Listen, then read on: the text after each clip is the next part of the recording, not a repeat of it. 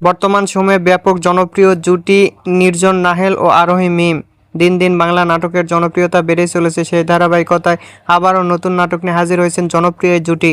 নাটকটির নাম আপনজন। এই নাটকটিতে অভিনয় করেছেন বর্তমান সময়ের আলোচিত অভিনেতা নির্জন নাহেল ও আলোচিত অভিনেত্রী আরোহী মিম। এই নাটকটি রচনা ও পরিচালনা করেন প্রিয় আহমেদ।